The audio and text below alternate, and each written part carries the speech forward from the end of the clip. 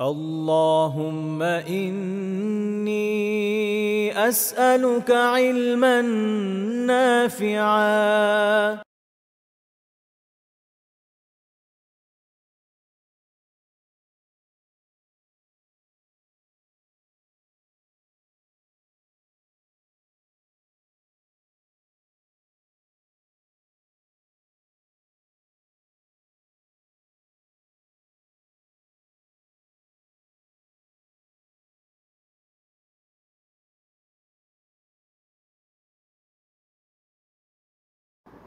إن الحمد لله نحمده ونستعينه ونصلي على رسوله الكريم وعلى آله وصحبه أجمعين أما بعد আমরা আলোচনা করছিলাম সম্পদশালী ব্যক্তিদের সাথে রাসূলুল্লাহ সাল্লাল্লাহু আলাইহি ওয়াসাল্লামের আচরণ নিয়ে এবং আলহামদুলিল্লাহ এই বিষয়ে আমরা মোটামুটি অনেকটুকুই আলোচনা করেছি এবং এর অনেকটা আলোচনা আসলে দরিদ্র ব্যক্তিদের সাথে তার যে আচরণ সেটার সাথে সম্পৃক্ত, কাজে ওখানেও অনেক আলোচনা হয়ে গিয়েছে। আর এটার একটা অংশকে বলা যায় যে যারা সম্ভ্রান্ত ব্যক্তি তাদের সাথে আচরণ, এটা নিয়ে আমরা ইনশাআল্লাহ তাআলা পরে আলোচনা করবো। কেননা সম্ভ্রান্ত হলে ধনী হওয়াটা আবশ্যক নয়। মানুষ তো মনে করে যে ধনাঢ্যতা থাকলে শুধু সম্ভ্রান্ত হওয়া যায়, বিষয়টা এরকম না। অনেক চোর বাটপার আমাদের দেশে ধনী আছে, যে সম্ভ্রান্ত বলার তো কোনো কারণ নেই, আছে কোনো কারণ নেই। বরং বাংলাদেশে যারা ধনী তাদের একটা বড় অংশ চোর বাটপারই, কোনো না কোনো ফর্মে, হয় ঘুষ খেয়ে ধনী হচ্ছে বা বিভিন্নভাবে মানুষের সম্পদ লুটপাট করে অবৈধভাবে হচ্ছে। মানে বৈধভাবে হওয়া লোক তো খুবই অল্প, তো কাজে সম্ভ্রান্ততার এদেরকে বলা যাবে না। এই জন্য এটা নিয়ে আলাদা আলোচনা হবে ইনশাআল্লাহ তাআলা। আচ্ছা, তো যারা মানে যখন আমরা বলছি যে ধনী, তখন আসলে ব্যাপকভাবে শব্দটাকে প্রয়োগ করা হচ্ছে। যখন আমরা আভিজাত্য এবং সম্ভ্রান্ততার কথা বলবো, তখন ধনাঢ্যতার সাথে সাথে বংশমর্যাদা, তারপর হচ্ছে আপনার যে পারিবারিক ব্যাকগ্রাউন্ড যেটা থাকে, গোত্রীয় অবস্থান, এগুলো অনেকগুলো বিষয় চলে আসবে, যেগুলো কিছু কিছু বিষয় আমাদের জন্য এলিয়ান। এই জন্য যে আমাদের এখানে এগুলো রক্ষিত হয়নি, কেন হয়নি, এটা আলাদা আলোচনার বিষয়। হয়তো হতে পারে যে এটার একটা বড় কারণ হচ্ছে আমাদের এখানকার অধিকাংশ মানুষেরই পূর্বপুরুষ যারা ইসলাম গ্রহণ করেছেন তারা আসলে যেহেতু নিম্নবর্গেরই ছিলেন বেশি, এই কারণে তারা তাদের যে বংশ যে কি বলে এটাকে বংশধারা, এটাকে সংরক্ষণ করেননি। কারণ হচ্ছে তাদের ইয়ে থাকে না, এই যে গোত্রীয় নাম থাকে না। কিন্তু এটাই যদি আপনি ভারতের দিকে দেখেন, আপনি দেখবেন যে ওখানে যারা বিভিন্ন বর্ণের, নিম্ন বর্ণ না, উচ্চ বর্ণের ভিতরে কিন্তু সাববর্ণ আছে। যেমন ধরেন ব্রাহ্মণদের আবার অনেক টাইপ আছে। যাই হোক, আমি এটা আগে জানতাম না, আমি একটা বই পড়তে গিয়ে পরে পেয়েছিলাম যে সেটার মধ্যে অনেক ধরনের ভাগ আছে। আচ্ছা, তো তারা আবার তাদের এগুলো ঠিকই রক্ষণাবেক্ষণ করে, যেহেতু উচ্চবংশীয়। একই রকমভাবে আরবদের মধ্যে বা অন্যান্য জাতির মধ্যে এই প্রবণতাটা আছে। তো আমি ওটা বলতে যাচ্ছিলাম এটার জন্য, যে ওইটা বোঝানোর জন্য যে এটা যাদের মধ্যে আছে তাদের ওখানে আভিজাত্য একটা ডিফারেন্ট জিনিস। তো যেহেতু আমাদের এখানে বিষয়টা একটু এলিয়েন টাইপের, কারণ আমাদের এখানে এটা নাই। মানুষ সাধারণত বংশ মর্যাদার ব্যাপারে ওইভাবে কনসাস না, এবং কারোরই বংশধারা সেভাবে রক্ষিত হয় নাই। হাতে গোনা কিছু লোকের নাম পাবেন যাদের অনেকের টাইটেল থেকে বোঝা যায় যে পূর্বপুরুষ আগে বর্ণ হিন্দু ছিল, পরে ইসলাম গ্রহণ করেছে, এই জন্য টাইটেলটা চেঞ্জ করে নেয়। যেমন যারা মজুমদার, চৌধুরী। আবার কেউ কেউ পরে পেয়েছে কিছু টাইটেল, এগুলো অ্যাকচুয়ালি মানে কি বলে রাষ্ট্রের দেওয়া টাইটেল, যেমন খান বাহাদুর বা খান, এগুলো অ্যাকচুয়ালি বংশীয় উপাধি না। আবার কিছু কিছু টাইটেল আরও মজার, যেমন ধরেন এটা বোঝা যায় যে তারা আগে শিক্ষিত ছিলেন, কিন্তু পুরোপুরি শিক্ষিত ছিলেন, কিন্তু অ্যাকচুয়ালি ভাবে কোনো বংশীয় বিষয় না, কোনো এক সময় নাম লাগিয়ে দিয়েছে আর কি। যেমন যারা সরকার ছিলেন, এটা বেসিক্যালি যারা এই জমিদারদের লেখকের দায়িত্ব পালন করতেন, দেওয়ারি দায়িত্ব পালন করতেন, এরা এই টাইটেলগুলো নিতেন। সরকার, মুন্সি, এগুলো কিছু কিছু টাইটেল এগুলোর সাথে রিলেটেড। তো এগুলো খুব ইন্টারেস্টিং একটা জিনিস আলোচনা, বাংলাদেশের টাইটেল নিয়ে আলোচনা। যাই হোক, আমরা তো লিখি না, আমার নিজের নামের পাশেও আসলে এমনি নাম এত বড়, রেজিস্ট্রেশন করতে গিয়ে অল্প একটু জায়গায় খালি ছিল, ওর মধ্যে আবার এর একটা যোগ করা খুব টাফ। যাই হোক, ম্যাক্সিমামের এই অবস্থা মনে হয়, মানুষ এখন লেখেও না, খুব কম লোকই লেখে। তো ওই জন্য আমরা আভিজাত্য নিয়ে ইনশাআল্লাহ তাআলা পরে আলোচনা করবো। তো আমরা এখন যেটা নিয়ে আলোচনা করছিলাম ধনীদের বিষয়ে, ওই বিষয়ে আমাদের মোটামুটি আলোচনা শেষ। আমরা সামান্য অংশে আজকে যুক্ত করে ইনশাআল্লাহ তাআলা এই বিষয়ে আলোচনাটা শেষ করে দিব। আমরা এর আগে 17টা পয়েন্টে আলোচনা করেছি, আজকে আমরা 18 নম্বর পয়েন্টে আলোচনা করবো যে রাসূলুল্লাহ সাল্লাল্লাহু আলাইহি ওয়াসাল্লাম ধনীদের মাঝে অহংকার দেখতে পেলে রাগান্বিত হতেন। প্রথম বিষয়ে আমরা কিন্তু দেখেছি যে রাসূলুল্লাহ সাল্লাল্লাহু আলাইহি ওয়াসাল্লাম যারা ধনী ব্যক্তি তাদেরকে বিভিন্ন ক্ষেত্রে উৎসাহিত করেছেন, দানের জন্য উৎসাহিত করেছেন, তাদের জন্য বরকতের দোয়া করেছেন। অর্থাৎ খায়েরের যে বিষয়গুলো আছে এগুলো এগুলোর বিষয়ে তাদেরকে উৎসাহ দিয়েছেন, তাদের সাথে এই বিষয়ে সম্পৃক্ত করে তাদের জন্য দোয়া করেছেন, কল্যাণ কামনা করেছেন, সবই ঠিক আছে। কিন্তু তার মানে কি এই যে তাদের মধ্যে কোনো ধরনের সীমা লঙ্ঘন বা বাড়াবাড়ি দেখলে তিনি খুশি হয়ে যাবেন? না, তিনি ওইরকম মানুষই ছিলেন না। আল্লাহ তাআলা তাকে মানব জাতির আদর্শ বানিয়েছেন। কাজেই তিনি যখন দেখতেন যে কারোর মধ্যে ধনাঢ্যতার জন্য অহংকার চলে এসছে, তো তিনি কি করতেন? তিনি সে বিষয়ে সতর্ক করে দিয়েছেন এবং এই বিষয়ে এর মাধ্যমে আমাদের জন্য শিক্ষার উপকরণ রেখে গিয়েছেন। তিনি রাগান্বিত হতেন এই ধরনের ব্যক্তিদের প্রতি যারা ধনাঢ্যতার কারণে অহংকারী হয়ে ওঠে। ইমাম আহমদ রাহিমাহুল্লাহ তাআলা মুসনাদে 6583 নম্বর হাদিস উল্লেখ করেছেন আব্দুল্লাহ বিন আমর রাদিয়াল্লাহু তাআলা আনহু থেকে। তিনি বলছেন যে আমরা একবার রাসূলুল্লাহ সাল্লাল্লাহু আলাইহি ওয়াসাল্লামের কাছে ছিলাম। এই সময় উনি বলছেন যে ফাজা রাজুলুম মিন আহলিল বাদিয়াহ। এই সময় উপত্যকা হিসেবে বলা যায় যদি আবিধানিক অনুবাদ করতে চাই, কিন্তু এটা দিয়ে আসলে বোঝানো হচ্ছে যে যারা হচ্ছে বেদুইন, এরকম বেদুইন এক লোক আসলো। এখন বেদুইন মানে কি গরিব, কিন্তু এরকম না।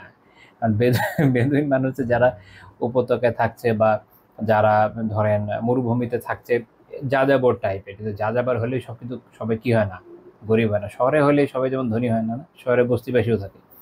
তো যাযাবর হলেও দেখা গেছে যে বেদুইনদের অনেকেরই বিপুল পরিমাণ সম্পদ ছিল। এরকম একজন লোক আসছে আর কি। এই জন্য বর্ণনা দিচ্ছেন যে তার গায়ে ছিল এরকম যে আলাইহি জুব্বাতুন সিজানিন মাজরুরাতুম বিদ্দিবাজ, যে তার গায়ে রেশমের বোতাম বা ঝালর লাগানো সবুজ চাদর ছিল। মানে এটা সে আসলে আভিজাত্য হিসেবে দেখানোর জন্য এই ধরনের কাপড় পরেছে। অনেকে দেখেন না যে বেশি টাকা হয়ে গেলে সংসাজে, ওইরকম। আল্লাহ রাসূল সাল্লাল্লাহু আলাইহি ওয়াসাল্লাম এই পোশাকের নিন্দা করেছেন, এটা আমরা পরে বলবো, এই জন্য আমরা নিন্দা করলাম আর কি। তো যাই হোক, তো সে এসে কি বলল? সে বলল যে নিশ্চয়ই তোমাদের এই যে সাথী, অর্থাৎ রাসূলুল্লাহ সাল্লাল্লাহু আলাইহি ওয়াসাল্লামের শানে বলছে, মানে একটা গোস্তাকি মার্কা কথাই বলেছে সে, যে আলা ইন্না সাহিবাকুম হাযা ক্বাদ ওয়াদআ কুল্লা ফারিস ইবনে ফারিস قال يريد أن يدع كل فارس ابن فارس ويرفع كل راع ابن راع।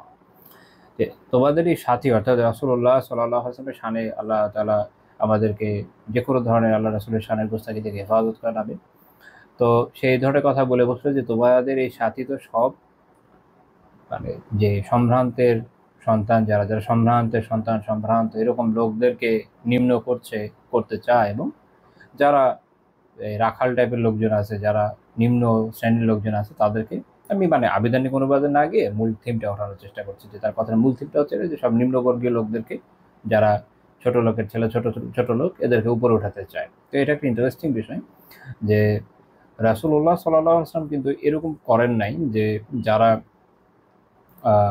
সম্ভ্রান্ত লোক, যাদের উচ্চ বংশ আছে, আল্লাহ তাআলা যাদেরকে বিভিন্ন ক্ষেত্রে কল্যাণ দিয়েছেন, তাদের থেকে সেগুলো ছিনিয়ে নেন নাই, যেটা কমিউনিস্টদের দাবি, তাই না?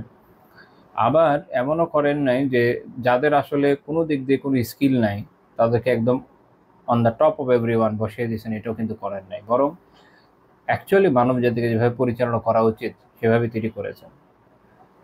কিন্তু আমরা দেখি যে যারা আসলে জাহেলিয়াতের নিকটবর্তী ছিল বা যাদের মধ্যে জাহেলিয়াত ছিল, তারা কিন্তু বিষয়টাকে এইটুকু সহজভাবে নিতে রাজি হয়নি। কেন?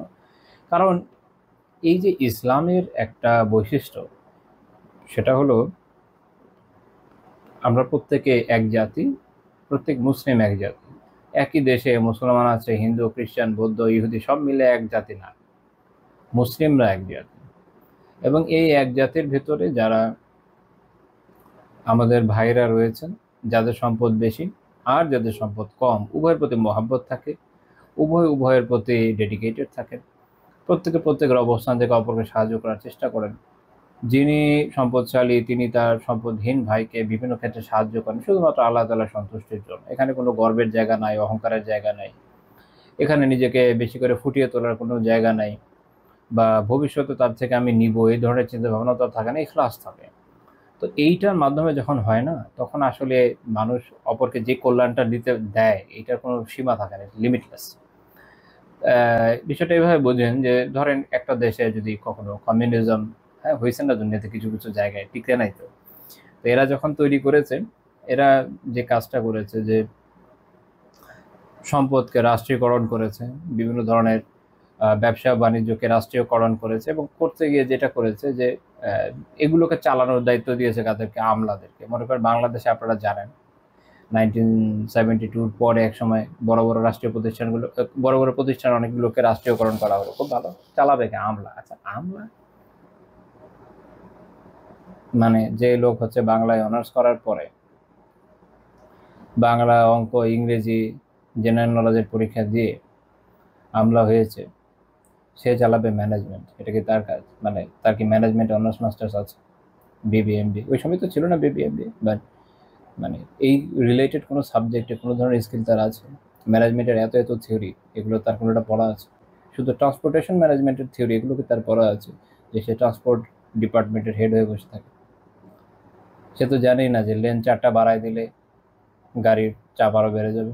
এ বিষয়ে অন্তত 2টা থিওরি আছে ম্যানেজমেন্টের, তার জানা আছে? জানা নেই।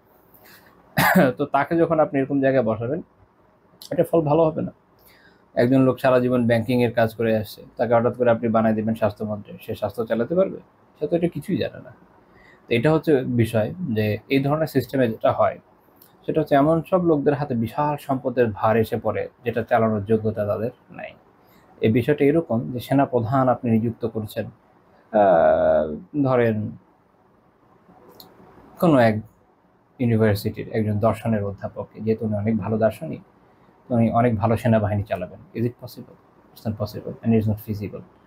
তো দ্যাটস দ্য প্রবলেম, এবং এটা হচ্ছে এই সিস্টেমের বিশাল বড় ক্ষতি। তো যাই হোক, তো এটা যখন করা হয়, যারা যে বিষয়ের অভিজ্ঞ না তাদের হাতে ওটাকে দেওয়া হয়, তো পরে যেটা হয় যে তারা কিন্তু এটাকে চালাতে পারে না। ইসলাম এই জিনিসটা দেয় নাই, তো এরা নষ্ট করে ফেলে। আমাদের দেশের অনেক লাভজনক প্রতিষ্ঠানকে এরা ধ্বংস করে দিয়েছে, আপনারা জানেন। তো ইসলাম কিন্তু এই জায়গাটায় একদমই ডিফারেন্ট অ্যাপ্রোচ নিয়েছে। আমরা দেখেছি সাহাবীদের জীবনে যারা ধনী তাদেরকে একটা গাইডলাইন দেওয়া হয়েছে, তারা তাদের মতো উত্তমভাবে উপার্জন করেছেন, বিকজ এটা তাদের স্কিল। কিছু মানুষকে আল্লাহ তাআলা ব্যবসায় এরকম স্কিল দিয়েছেন যে আলহামদুলিল্লাহ তারা যে কোনো ব্যবসা হালালভাবে অসাধারণভাবে করতে পারেন। এই লোককে যদি আপনি ধরে নিয়ে গিয়ে বলে যে আপনি যেহেতু ব্যবসা খুব ভালো বুঝেন, আপনার ব্যবসার করা দরকার নেই, আপনাকে আমরা এক কাজ করব, আপনাকে আমরা বিনিয়োগ বোর্ডে একটা ম্যানেজিং পোস্টে বসিয়ে দেবো, আপনি ওখানে ম্যানেজারিয়াল কাজ করবেন। কিসের বিনিয়োগ বোর্ডে? ও বেচারা বিনিয়োগ হয়তো করতে পারে, এর মানে এই না যে বিনিয়োগ বোর্ডের সে ম্যানেজার হয়ে যাবে। ওখানে তো ম্যানেজারিয়াল টাস্কের ডিফারেন্সিয়েশন আছে তো।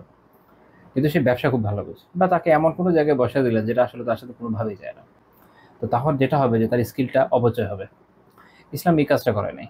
তারা যেটা, আমরা যেটা করেছি আলহামদুলিল্লাহ, আমাদের সোনালী অতীত যেটা আমাদেরকে নিয়ে আসে আমাদের সামনে, সেটা হলো যে যার যেটা স্কিল ওটাতে উৎসাহ দেওয়া, সে ওই পারদর্শিতায় এগিয়ে যাক, আরো ভালো মতো করুক। তো যেই সাহাবী আল্লাহ তাআলা যাকে এই যোগ্যতা দিয়েছেন যে আলহামদুলিল্লাহ তিনি খুব ভালো আর্ন করতে পেরেছেন, খুব ভালো ব্যবসা করতে পেরেছেন, দেখবেন আল্লাহ রাসূল সাল্লাল্লাহু আলাইহি ওয়াসাল্লাম তার জন্য দোয়া করেছেন, যেমন ওসমান রাদিয়াল্লাহু তাআলা, আব্দুর রহমান বিন আউফ রাদিয়াল্লাহু তাআলা এবং অন্যরা।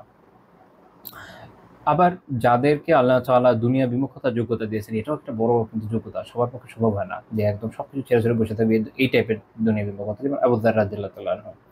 তো ওনার জীবনটা উনি কিভাবে চালাবেন, দেখবেন যে আল্লাহ রাসূল সাল্লাল্লাহু আলাইহি ওয়াসাল্লাম ওনাকে আলাদা কিছু শিক্ষা দিয়েছে যে তিনি কিভাবে তার জীবনকে চালাবেন। এর মাধ্যমে এই ক্যাটাগরির লোক যারা, তাদের জন্য উত্তম নিদর্শন পাওয়া যায়। আপনি দেখবেন যে যারা কাজ করেছেন, যারা খিদমতের কাজ করেছেন বা বিভিন্ন জায়গায় অন্যান্য কাজ করেছেন, তাদের জন্য তিনি এক ধরনের নির্দেশনা দিয়েছেন। অর্থাৎ সহজ কথায় হচ্ছে যে সমাজের প্রত্যেকটা শ্রেণীর মানুষ যেন পারফেক্টলি তাদের নিজেদের ডিউটিটা পালন করতে পারে, এবং এর মাধ্যমে যার যেটি স্কিল সে সেই জায়গায় ভালো করে, এবং এর মাধ্যমে সমাজ এগিয়ে যায়। এটা হলো গুরুত্বপূর্ণ বিষয়, এবং ইসলাম এই বিষয়ে গুরুত্ব দিয়েছে। কিন্তু এই যে বিষয়টা, এটা ওই সময়কার জাহেলিয়াতের থিঙ্কিং এর বিপরীত। জাহেলিয়াতের বিষয়টা কিরকম, যে আমার ধরেন বড় সম্ভ্রান্ত একটা ব্যাকগ্রাউন্ড আছে এবং ভালো অর্থ সম্পদ আছে, তা আমি এখন অন্য কাউকে উঠতে দেব না, যেটা অন্ধ পুঁজিবাদের ক্ষেত্রে আমরা দেখি, তাই না? পুঁজিবাদ কি চায়? আরেকজন যেন না ওঠে, এবং সেখানে যার সম্পদ আছে সে অন্যদেরকে দমিয়ে রাখার চেষ্টা করে, মার্কেটে মনোপলি করার চেষ্টা করে। আবার যারা আমলাতন্ত্রে থাকে, এক আমলাতন্ত্রের এক ভাগ আরেক ভাগকে উঠতে দেয় না, এরকম বিভিন্ন ধরনের সমস্যা আপনারা দেখবেন। তো এই এই জায়গাতে যদি আপনি কোনো ধরনের এমন কোনো পদ্ধতি নিয়ে আসেন যেখানে এক ধরনের মানে যেটা আমরা বলি না লেভেল প্লেইং ফিল্ড, এটা হয়ে যাবে, দেখবেন এটা মানতে চাইবে না। আমি এই জিনিসটা এই হাদিসে দেখি।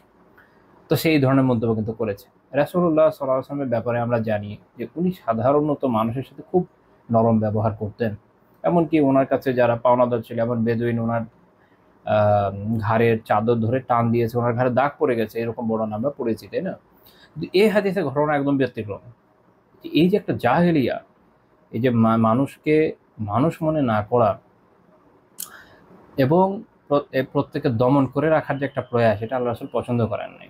তো বর্ণনাকারী বলছেন যে আখাযা রাসূলুল্লাহি সাল্লাল্লাহু আলাইহি ওয়াসাল্লাম বিমাজামি'i জুব্বাতিহি, আল্লাহ রাসূল সাল্লাল্লাহু আলাইহি ওয়াসাল্লাম তার জুব্বার কলার ধরে ফেললেন এই লোকের, এবং বললেন যে আলা আরা আলাইকা লিবাসা মান লা ইয়াকিল, আমি কি তোমাকে এমন কাপড় পরতে দেখছি কেন যে যেটা হচ্ছে এমন লোকেরা পরে যাদের আকল নাই, নির্বোধরা পরে।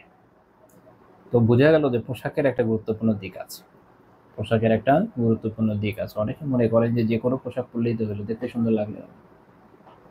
এখন আপনি যদি কুফারদের অনুসরণ করে পড়েন, সেটা তো খুব পছন্দনীয় বিষয় হবে না। আপনি যদি নির্বোধদের মতো করে পড়েন, তাহলে এটা কি খুব পছন্দনীয় বিষয় হবে? তারপর তিনি বলেন যে ইন্না নবী আল্লাহি নূহান সাল্লাল্লাহু আলাইহি ওয়াসাল্লাম লাম্মা হাযারাতহুল ওয়াফাতু ক্বালা লিবনিহি ইন্নী কাসসুন আলাইকাল ওয়াসিয়্যাহ আমুরাকা বিসনাতাইন আনহাকা আন ইসনাতাইন। তিনি বলেন আল্লাহ নবী নূহ আলাইহিস সালাম তার যখন মৃত্যু উপস্থিত হলো, অর্থাৎ তিনি যখন মৃত্যু সজ্জায়, তখন তিনি তার সন্তানদের বললেন যে আমি তোমাদের কিছু ওসিয়ত করে যাচ্ছি, আমি তোমাদেরকে দুইটা বিষয়ের আদেশ করছি, দুইটা বিষয় থেকে নিষেধ করছি। সেগুলো কি? তিনি বলেন যে আমুরুকা বি লা ইলাহা ইল্লাল্লাহ, আমি তোমাদেরকে আদেশ করছি যে লা ইলাহা ইল্লাল্লাহ, অর্থাৎ তোমরা লা ইলাহা ইল্লাল্লাহ বলার শিক্ষাকে বাস্তবায়ন করো।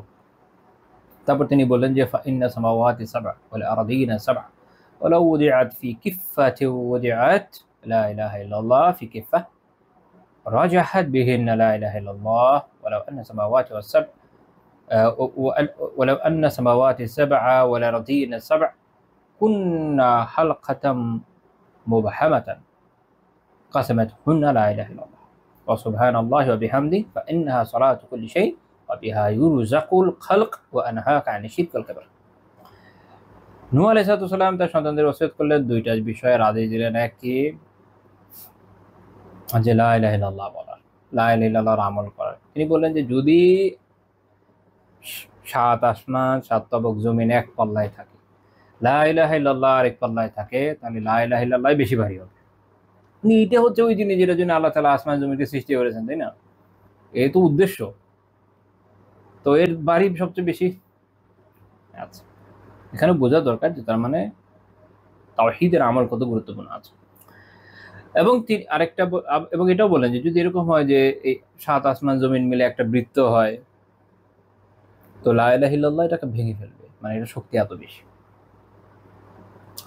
আরেকটা হচ্ছে সুবহানাল্লাহি ওয়া বিহামদিহি বলতেন, কারণ এটা হচ্ছে উনি বলেন যে এটা হচ্ছে প্রত্যেক বস্তুর দোয়া, এবং ওয়া বিহা ইউরযাকুল খালকু, এর মাধ্যমে বান্দাকে রিজিক দেওয়া হয়, সে রিজিক প্রাপ্ত হয় এর মাধ্যমে।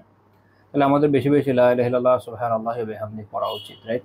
আচ্ছা, এই দুইটা আদেশ দিলেন, নিষেধ করলেন কি থেকে? দুইটা জিনিস থেকে। তাহলে বিপরীত, লা ইলাহা ইল্লাল্লাহর বিপরীত থেকে একটা কি? শিরক, মানে শিরক ওয়াল কিবর, দুইটা জিনিস থেকে নিষেধ করলেন, শিরক থেকে এবং অহংকার থেকে। শিরক থেকে এবং অহংকার থেকে। আমরা অহংকার নিয়ে আগে আলোচনা করেছি। তো সাহাবীরা জিজ্ঞেস করলেন যে আমরা তো শিরক চিনি, অহংকার কি জিনিস? রাসূল সাল্লাল্লাহু আলাইহি ওয়াসাল্লাম প্রশ্নোত্তরের মাধ্যমে সাহাবীদের শিখাচ্ছেন। তিনি বলেন যে কারো যদি দুইটা সুন্দর স্যান্ডেল থাকে যার মধ্যে খুব সুন্দর ফিতা আছে, এটা কি অহংকার হবে? তারা বলেন না। তিনি বলেন যে যদি কেউ সুন্দর পোশাক পরে, তাহলে এটা কি অহংকার হবে? বলেন যে না। তিনি বলেন যে যদি কেউ বাহনে আরোহণ করে, এটা কি অহংকার হবে? তারা বলেন কি না। তারপরে হচ্ছে তিনি বললেন যে কেউ যদি কারো যদি এরকম ভালো সাথী থাকে যার সাথে সে বসে, কারো যদি এরকম সাথী থাকে যার সাথে সে বসে, তাহলে এটা কি অহংকার হবে? তারা বলেন যে না। তখন সাহাবীরা জিজ্ঞেস করলেন যে ইয়া রাসূলুল্লাহ, তাহলে অহংকারটা আসলে কি? তিনি বলেন কি? সাফাহুল হাক্কি ওয়া গামসুন নাস, দুইটা বিষয়, সাফাহুল হক ওয়া গামসুন নাস। এটার অন্য কিছু রিওয়ায়াতে একটু ডিফারেন্ট বর্ণনা আছে, বাট এই বর্ণনাটাও খুব গুরুত্বপূর্ণ। এখানে একটা অন্যান্য জায়গায় যেটা আছে সেটাতে বর্ণনাটার বাংলা এরকম হবে যে হককে প্রত্যাখ্যান করা, কিন্তু এখানে হচ্ছে সাফাহুল হক। সাফাহুল হক অর্থাৎ হচ্ছে আল হাক্কা সাফাহা। মুবারাক রাহিমাহুল্লাহ তাআলা তুহফাতুল আহওয়াযিতে ব্যাখ্যা করছেন যে এর মানে হলো হককে নির্বুদ্ধিতা মনে করা, হককে কি মনে করা? নির্বুদ্ধিতা মনে করা। এখনকার সময়ে আমরা কিন্তু এটাই দেখি, মানুষ হক সম্পর্কে যখন বলা হয়, যেমন কোরআন সুন্নাহ থেকে, সালাফের অবস্থান থেকে, ফুকাহা মুহাদ্দিসিন মুফাসসিরিনদের বিশুদ্ধ অবস্থানগুলো সামনে রাখা হয়, তো যারা বিভিন্ন ধরনের মতবাদ দ্বারা আক্রান্ত থাকে, যাদের অনেক ক্ষেত্রে কি হয়েছে, মাথা বন্ধক দিয়ে দিয়েছে ইউএস এর কাছে, না ইউরোপের কাছে, বিভিন্ন জায়গায়। আবার মানে আমাদের দেশে কিন্তু খুব ইন্টারেস্টিং, আমাদের দেশ খুব ইন্টারেস্টিং, মানে পৃথিবীর এক একটা দেশে দেখবেন কি যে মানুষের এক এক দিকে, মানে একটা দেশের মানুষের তো তার দিকে ঝোঁক থাকে। রিসেন্টলি ইউএস এটা নিয়ে খুব মারপিট চলতেছে না, যে ইউএস এর পলিসি মেকারদের একটা বিশাল অংশ আসলে মাথা বন্ধক দিয়ে রেখেছে কথায়, ইসরায়েলের কাছে দিয়ে রেখেছে। আচ্ছা যাক, একটা দেশ পাওয়া গেল, বাংলাদেশ এক বিচিত্র দেশ।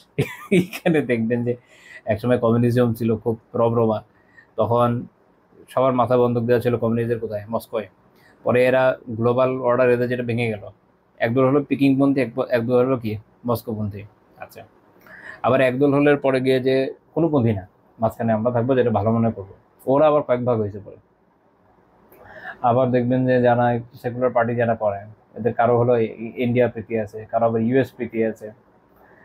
আচ্ছা, আবার যারা আবার নিজেদের ইসলামিস্ট মনে করে, এদের দেখবেন এক একজনের এক এক ধরনের প্রীতি আছে, কারো তুর্কি প্রীতি আছে, কারো হচ্ছে ইরান প্রীতি আছে, কারো হচ্ছে আপনার সৌদি প্রীতি আছে। সুবহানাল্লাহ, আমি মাঝে মাঝে খুব অবাক হয়েছি, একটা দেশ, এই দেশের মানুষের মানে নিজের দেশ ছাড়া দুনিয়ার সবার দিকে রান্না করতে অনেক বেশি। যাই হোক, দুষ্টামি করলাম, সিরিয়াসলি নেওয়ার দরকার নেই।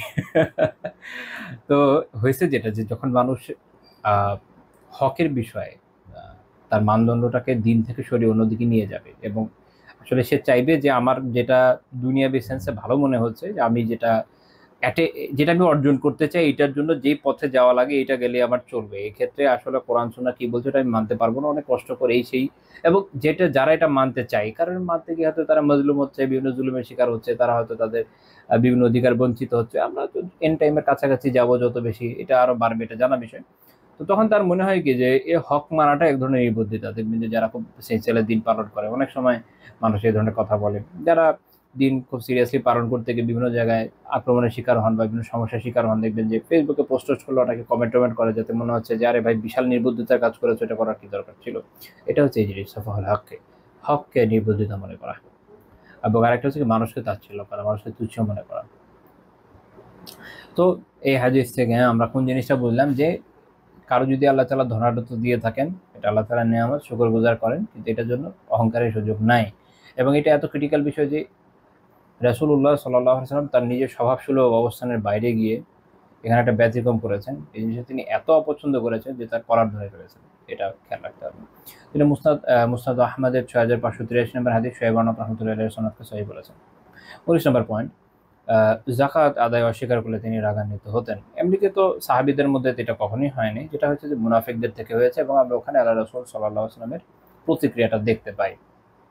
ইমাম মুসলিম রাহিমাহুল্লাহ তাআলা হাদিস উল্লেখ করেছেন 930 নম্বর হাদিস, আবু হুরায়রা রাদিয়াল্লাহু তাআলা থেকে, যে রাসূলুল্লাহ সাল্লাল্লাহু আলাইহি ওয়াসাল্লাম যাকাত আদায়ের জন্য ওমর রাদিয়াল্লাহু তাআলা আনহুকে আমেল বা কর্মচারী হিসেবে নিযুক্ত করলেন, যে যাকাত দেওয়ার জন্য। তো বলা হলো যে তিনজনের ব্যাপারে বলা হলো যে তারা যাকাত দিতে নিষেধ না করেছে, যে দিবে না এরকম, বা না করেছে আর কি। কারা কারা? এক হচ্ছে ইবনু জামিল, দুই হচ্ছে খালিদ বিন ওয়ালিদ, আর একটা হচ্ছে আব্বাস, রাসূলুল্লাহ সাল্লাল্লাহু আলাইহি ওয়াসাল্লামের যিনি চাচা।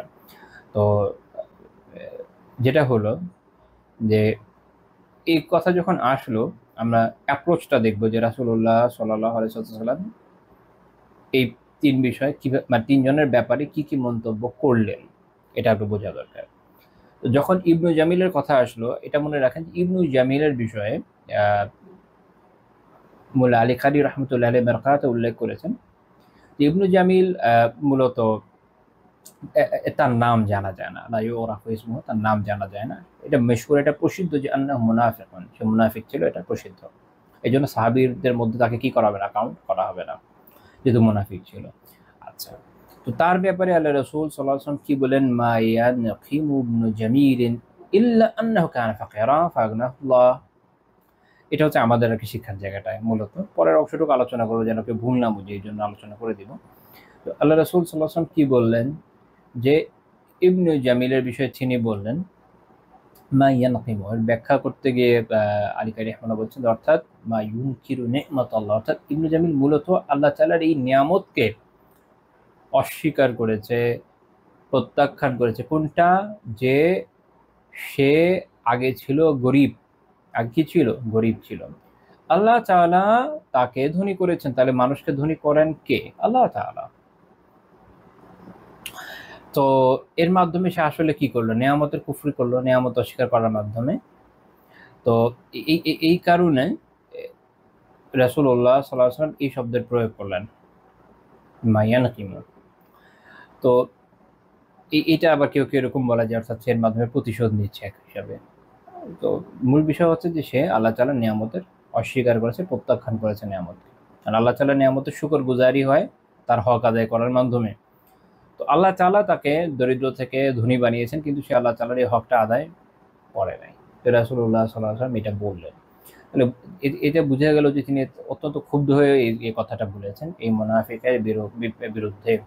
কাজে মনে রাখা দরকার যে যখন কারো সম্পদ থাকবে, আল্লাহ তাআলা যখন কাউকে সম্পদ দিবেন তাকে অবশ্যই তার হকগুলোকে সঠিকভাবে আদায় করতে হবে। আপনার পরে আলোচনা করবে, পয়েন্ট আবার আসবে ইনশাআল্লাহ তাআলা। এই জন্য এই বিষয়ে আর ওইদিকে যাচ্ছি না, বাট মনে রাখেন যে হক আদায় খুব জরুরি। যদি আপনি হক আদায় করেন সঠিকভাবে তাহলে সম্পদ নেয়ামত। আর যদি হক ঠিকমতো আদায় না করেন, সম্পদ আপনাকে দিন থেকে দূরে নিয়ে যায়, তাহলে সম্পদ একটা আপনার জন্য একটা পরীক্ষা, যেটা এক পর্যায়ে আযাবে পরিণত হয়।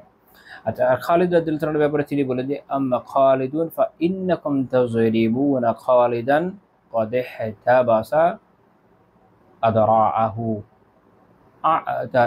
أعتاده في سبيل الله।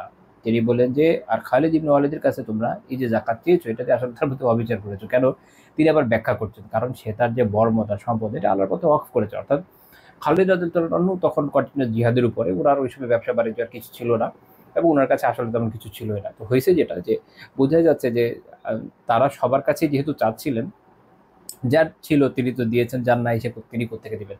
এখানে আমরা একটা জিনিস শিখি যে যারা নেককার বান্দা, যাদের ব্যাপারে আমাদের ধারণা আছে, আমরা জানি যে তিনি ভালো মানুষ, আলহামদুলিল্লাহ তিনি নেককার, তার ব্যাপারে হতে পারে মানুষের কিন্তু কুধারণা আসা অসম্ভব না। কোনো একটা কিছু দেখলো, মনে হলো, যখন আমার আপনার কাছে এরকম কারো কথা আসবে, আমরা তার ব্যাপারে পজিটিভ জানি, এটা আমাদের দায়িত্ব। আমরা বলে দিব যে না, আমি তো এই বিষয়টা এরকম জানি না, আমি বরং উল্টাটা জানি। অর্থাৎ যখন আমার কাছে সঠিক তথ্য আছে, কেউ একজন এসে বললো তোমাকে এরকম, এখন আমি জানি যে তোমাকে আসলে এরকম না, বরং উনি হয়তো ওনার সম্পর্কে কম জানেন, আমি তার বিপরীতটা জানি, তখন আমার দায়িত্বটাকে এটাও ক্লিয়ার করে দেওয়া, যেন তার ব্যাপারে অন্যদের হুসনে জন বা সুধারণাটা আসে। কারণ অহেতুক কুধারণাটা তো একটা কবিরা গুনাহ, ওখান থেকে আমার তো তাকে বাঁচানোর দরকার, তাই না? উনি আমার একজন মুমিন ভাই, এটা কবিরা গুনাহ কেন করবেন? আমি তাকে বাঁচানোর চেষ্টা করবো। তো আল্লাহ রাসূল সাল্লাল্লাহু আলাইহি ওয়াসাল্লাম কি করলেন? খালিদ রাদিয়াল্লাহু আনহুর বিষয়টাকে খোলাসা করে দিলেন যে তার আসলে এটা দেওয়ার সুযোগটা নাই, তার কাছে নাই এই সম্পদ। আর আব্বাস রাদিয়াল্লাহু আনহুর ব্যাপারে উনি বললেন ওয়া আমাল আব্বাস ফাহিয়া আলাইয়া ওয়া মিসলুহা মাআহা। তিনি বলেন যে আর আব্বাসের বিষয় হচ্ছে যে তার এই দায়িত্ব আমার উপরে, এবং এর অনুরূপ বলতে আসলে উনি বুঝাতে চাচ্ছেন যে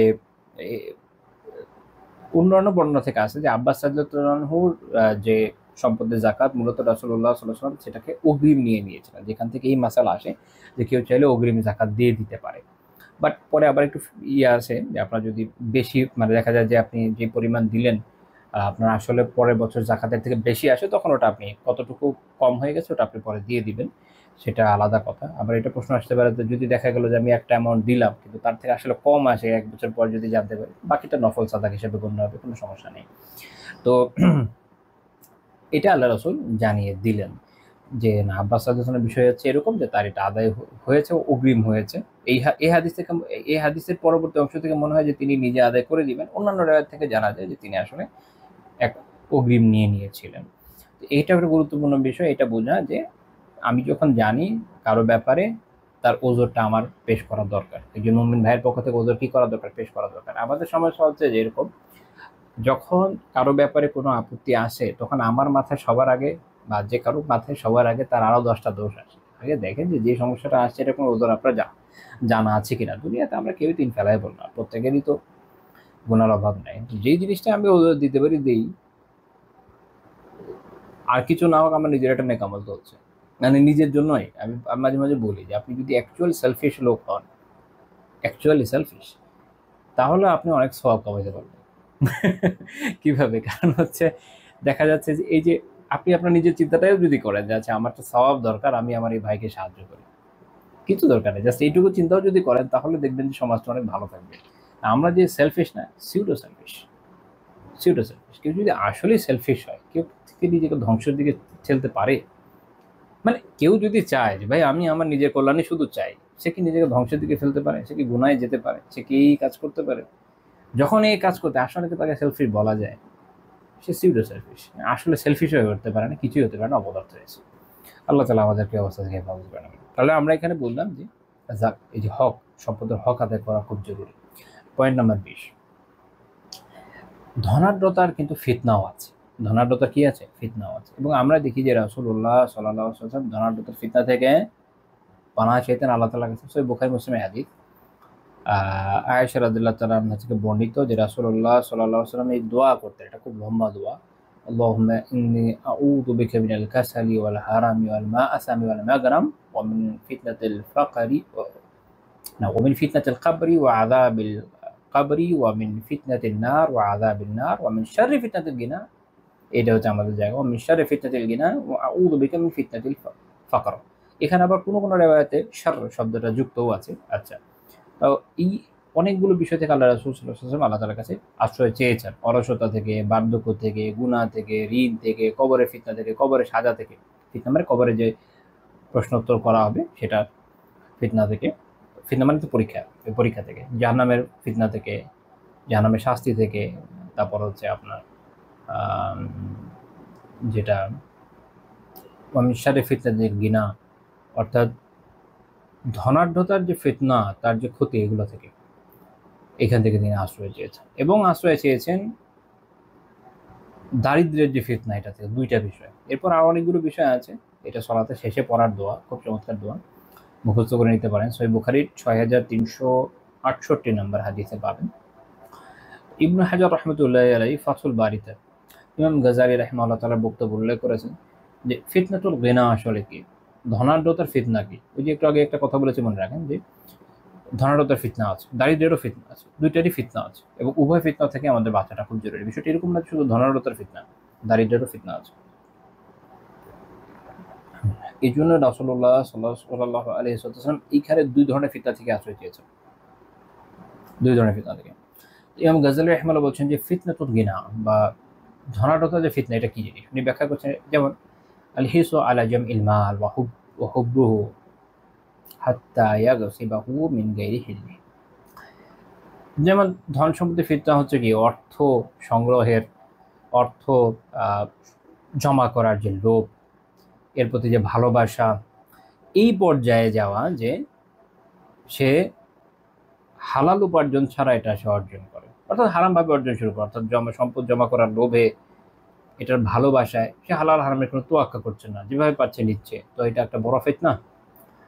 তারপরে ওয়ায়ামনাউহু মিন ওয়াজিবাতি ইনফাকিহি ওয়া হুকুকিহি। তারপর এর আরেকটা ফিতনা হচ্ছে কি, যে যেগুলো আবশ্যক জায়গা, যেমন যাকাত এবং এর যে হক সমূহ আছে, এগুলোতে এটা আদায় করতে বাধা দেওয়া বা আদায় না করা, বিরত থাকা। তাহলে ধন সম্পদ যখন কারো কাছে আছে, সে যখন এইটার হকগুলো আদায় করবে না, উপার্জনের ক্ষেত্রে হালাল হারাম মেনটেন করবে না, তখন এটা কি, ধনাঢ্যতার ফিতনা। তারপর তিনি ব্যাখ্যা করছেন যে আর ফিতনাতুল ফাকর বা দারিদ্র্যের ফিতনা কি জিনিস। তিনি বলছেন যে দারিদ্র্যের ফিতনা হচ্ছে, উনি বলছেন যে দারিদ্র ফিতনা দিয়ে বোঝানো হচ্ছে যে চরম দারিদ্র্য, যেটা কোনো কল্যাণ বা তাকওয়ার সাথে সম্পৃক্ত না। উনি দুইটা শব্দ বলছেন, খায়ের এবং ওরা, পরহেজগারিতা এবং কল্যাণ, না, এটার সাথে কোনো সম্পৃক্ততা এই দারিদ্র্যের নাই। এর ফলে যেটা হয় যে ব্যক্তি এমন কাজের সাথে জড়িত হয়ে যায় এই দারিদ্র্যের জন্য, লা ইয়ালিকু বি আহলি দ্বীন ওয়াল মুরুআহ, যার দ্বীনদারি আছে, যার উত্তম মানবীয় গুণাবলী আছে, এমন লোকের সাথে যায় না, এমন ধরনের কাজের সাথে তখন যুক্ত হয়ে যায় দারিদ্র্যের কারণে। তখন এটা থেকে বাঁচার জন্য দেখেন না, মানুষ দারিদ্র্যের কারণে এক পর্যায়ে কি করে, বিভিন্ন হারামে লিপ্ত হয়, একে ওকে লুট করে, চিন্তায় করে, চাঁদাবাজি করে, খুন জখম সব ধরনের কাজে লিপ্ত হয়ে যাচ্ছে। এটা তো আর কোনো দিনদার করবে না। তো দারিদ্র্যও কিন্তু মানুষকে এই ধরনের ফিতনায় ফেলে দেয়। তো দুইটা ফিতনাই খুব ক্ষতিকর। তো তারপর তিনি ব্যাখ্যা করছেন যে এমন দারিদ্র্য যেটার কারণে সে কোনো হারামের প্রতি ঝুঁকে পড়ে বা কিসের মধ্যে সে যাচ্ছে ওইটা নিয়ে আর সে চিন্তা করে না, মানুষকে এরকম ভাবে ধ্বংস করে দেয় দারিদ্র্য। তো দুইটার ফিতনা, একটা হচ্ছে কি ধনাঢ্যতার ফিতনা, আর একটা হচ্ছে দারিদ্র্যের ফিতনা। এটা দুইটা থেকে আল্লাহ রাসূল সাল্লাল্লাহু আলাইহি ওয়াসাল্লাম আল্লাহ তাআলার কাছে পানা আছে। ইমাম মুল্লা আলী কারি রাহিমাহুল্লাহ তাআলা মিরকাতে ব্যাখ্যা করছেন ধনাঢ্যতার ফিতনা নিয়ে, যে এটা হচ্ছে অহংকার ও সীমা লঙ্ঘন। আমি এটা অ্যাড করছি কারণ এখানে কিছু কথা এক্সট্রা আছে যেটা আমাদের কাজে আসবে। একটা হচ্ছে কি অহংকার, একটা সীমা লঙ্ঘন। অর্থাৎ মানুষের যখন ধনাঢ্যতা থাকে সে অহংকারে পড়ে, সীমা লঙ্ঘনে পড়ে, বিভিন্ন রকমের হারাম দেখাতে যায় না বিভিন্ন। তারপর তাহসিলুল মালি মিনাল হারাম, হারাম থেকে অর্থ উপার্জন করে, সম্পদ উপার্জন করে। ওয়াসরফু ফিল ইসয়ান, সীমা গুনার কাজে এটা ব্যয় করে। যেমন ধরেন অনেক টাকা, এত টাকা কই রাখবে, মানে কি করবে, অনেক আছে না এত এত টাকা কি করবে, তো সে হয়তো বিভিন্ন হারাম জায়গায় যাচ্ছে, ওখানে ব্যয় করছে, জুয়া খেলে, আরো কত কিছু করে, মানে এত টাকা কিছু তো করতে হবে তার। তো এভাবে সেগুলোকে নষ্ট করে, উপার্জনটাও হারাম, খরচটাও হারাম। আর কি হয়, আর হয় ওয়াত্তাফাখুরু বিল মালি ওয়াল জাহ, এই অর্থ এবং সম্পদ এবং মর্যাদা নিয়ে গর্ব করা, এগুলো সবগুলো হচ্ছে কি ধন সম্পদের ফিতনা। এগুলো সবই ধন সম্পদের ফিতনা। অহংকার, সীমা লঙ্ঘন, হারামভাবে উপার্জন, হারামভাবে ব্যয়, গর্ব করা, অহংকার করা। ইমাম গাজী রহিমাহুল্লাহর কথা থেকে আমরা যেটা দেখলাম, সেখানে এটার মধ্যে আছে যেটার প্রতি এমন ভালোবাসা যেটা হয়তো তাকে দিন থেকে সরিয়ে নিয়ে যাচ্ছে, তাই না? সে এটা সঠিকভাবে ব্যয় করছে না, হকগুলো আদায় করছে না, এইভাবে বিভিন্ন কাজের মাধ্যমে সে সম্পদের ফিতনায় পড়ে যায়। কাজে এই ফিতনাগুলো থেকে বাঁচা কিন্তু খুব জরুরি, মনে রাখেন। এই ফিতনার মধ্যে থাকলে সম্পদ তখন আর আপনার জন্য কল্যাণ বয়ে আনবে না, এগুলো আপনাকে শুধু ধ্বংসই বয়ে আনবে। সীমা লঙ্ঘন করছেন, এই জন্য তো গুনাহ হচ্ছে। অন্যান্য যা যা গুনাহ আছে এগুলো তো আছেই, অহংকারের গুনাহ আছে। আমাদের দেশে কারো যদি সম্পদ থাকে, পদমর্যাদা থাকে, মানে ধরেন কারো সম্পদ নাই, পদমর্যাদা আছে, তাতেই যে পরিমাণে একজন সীমা লঙ্ঘন করে, অহংকার থাকে। আবার পদমর্যাদা নাই কিন্তু টাকা পয়সা আছে, সেও অনেক অহংকারী হয়। মানে সেই দিন কয়েকদিন আগে, না কালকে, আমার এক ফ্রেন্ডের সাথে কথা হচ্ছিল এটা নিয়ে, যে একটা কথাই বলছিল যে বাংলাদেশের মানুষের বড় সমস্যা হচ্ছে এইখানে কোনো একক নেতৃত্বের প্রতি কারো আসলে ভাবে ইয়ে নাই, আনুগত্য না হওয়ার কারণে বড় মাপের কোনো বিপ্লব হওয়া সম্ভব না ইত্যাদি।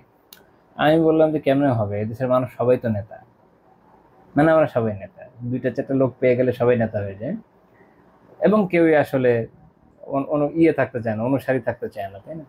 কেউই ছোটখাটো পদে থাকতে চায় না। ধরেন কাউকে একটা দায়িত্ব দেওয়া হলো যে ভাই তুমি এই এক কাজ করো, একটা একটা ইয়ে করো, একটা পদবি ক্রিয়েট করো নিজের জন্য, দেখবেন যে প্রতিষ্ঠান হলো 5 জনের, সে হচ্ছে ম্যানেজিং ডাইরেক্টর। এটা হচ্ছে আমাদের দেশের মানুষের কম বেশি স্বভাব, যে আমরা এক লাফে একদম মনে করেন যে গাছের আগায় চড়তে চাই। তো এটার ফল হয় যেটা, যে আল্লাহ জানে এটা হওয়ার কারণ কি, এটা তো আমি জানি না। এটা অ্যানথ্রোপোলজির যারা লোকজন, আমাদের দেশে অ্যানথ্রোপোলজির যারা, তারা এবং সোশ্যাল সায়েন্সের যাদের এক্সপার্ট হওয়ার কথা, তারা এই রিলেটেড যত পড়াশোনা এবং গবেষণা আছে এটা কতটুকু করেন তা তো আল্লাহ তাআলা জানেন। তা অন্যান্য অনেক কাজে তাদের করতে দেখা যায়। যাই হোক, তো এখন যেটা হয়েছে যে এই গবেষণা হওয়া দরকার ছিল যে কেন আমাদের মানসিকতা এইদিকে আসলে, যে আমাদের যে পদপ্রীতি, ডিগ্রি প্রীতি, আর কিছু কিছু বিষয়ে অনেক বড় প্রীতি আছে, মানে আমাদের কিন্তু জ্ঞান প্রীতি কম, ডিগ্রি প্রীতি বেশি, দুটা পার্থক্য পর্যন্ত আশা করি। আবার যেমন ধরেন পদ প্রীতি বেশি কিন্তু কাজের দায়িত্ব পালনের আগ্রহ কম। অর্থাৎ প্রত্যেকটা বিষয় না ফাউন্ডেশন আছে, ফাউন্ডেশনগুলোর প্রতি আমাদের আগ্রহ না, আমরা আগে চলতে পছন্দ করি এক লাফ দিয়ে আর কি। আল্লাহ আলম, কেন আমি জানি না, বাট এটা হচ্ছে বাস্তবতা।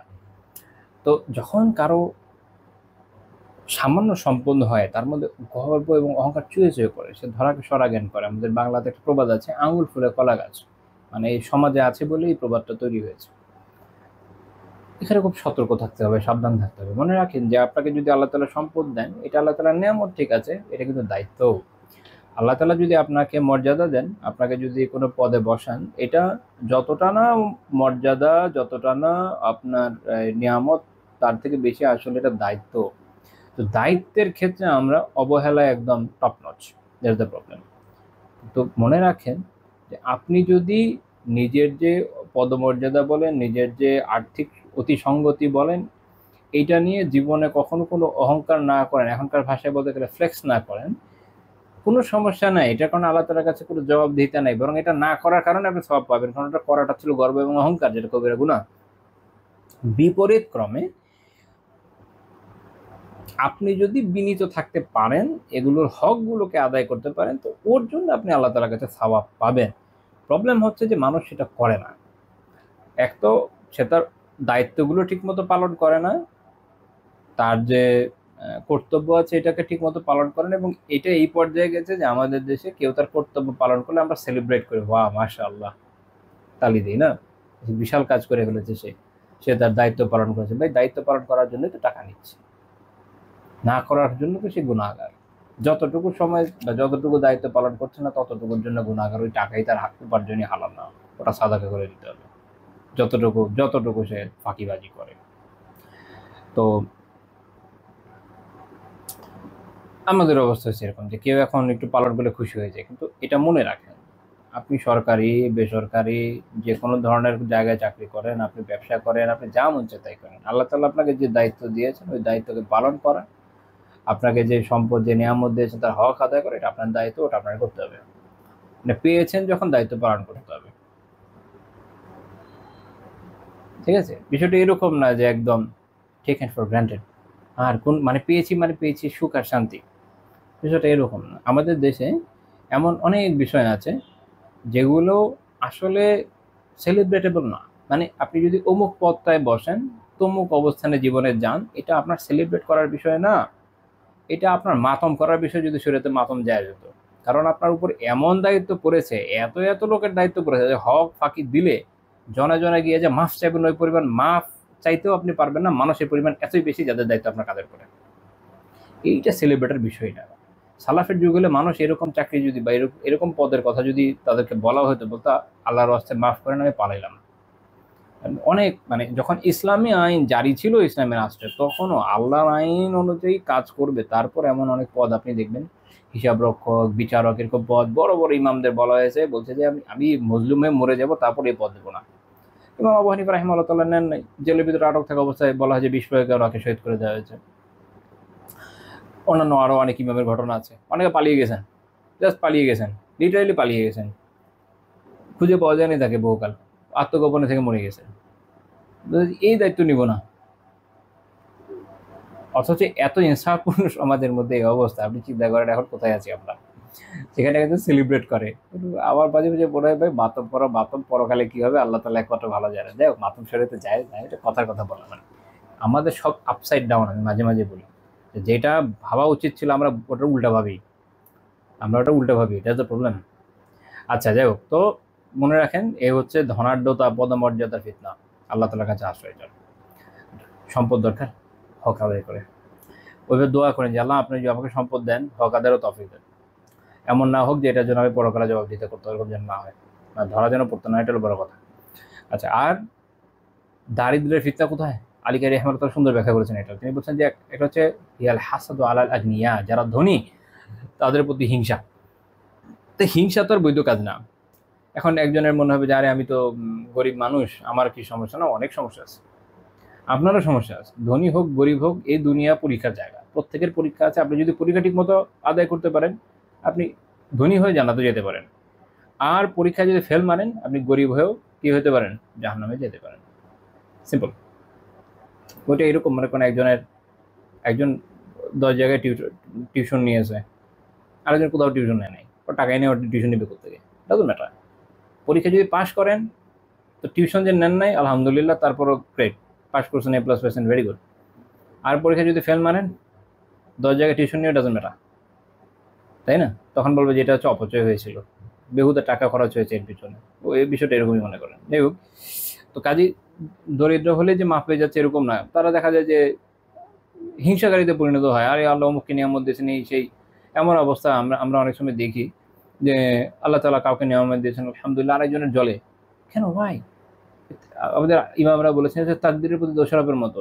আল্লাহ তাআলা যাকে যা দিয়েছেন, আপনি যে আপনার নিয়ে সন্তুষ্ট থাকেন, আপনারা যদি আরও আল্লাহর কাছে দোয়া করেন আল্লাহ আমাকে দেন, ব্যাস শেষ।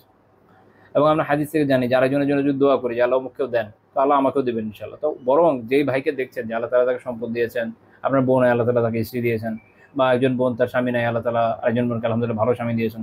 আরও এরকম যা যা নিয়ামত আছে না, কত ধরনের নিয়ামত, সম্পদ, সুন্দর বাসা, উত্তম যানবাহন, যা যা আছে পেয়েছে, আল্লাহ তাআলার কাছে দোয়া করেন, আল্লাহ তাকে বারাকা দেন, তাকে খায়ের কাজে ব্যবহার করার তৌফিক দান করেন, তাকে কাল পরকালের কল্যাণ দান করেন। আপনি দোয়া করেন, আপনার দোয়া ইটসেলফ একটা ইবাদত, এটার জন্য সওয়াব পাবেন। এবং আর এই যে আরেকজনের জন্য দোয়া করলেন, এটা হাসাদ না, হিংসার একটা বড় প্রতিষেধক বলেন আলেমরা, যে এর মাধ্যমে কি হয়, হাসাদ দূর হয়ে যায়।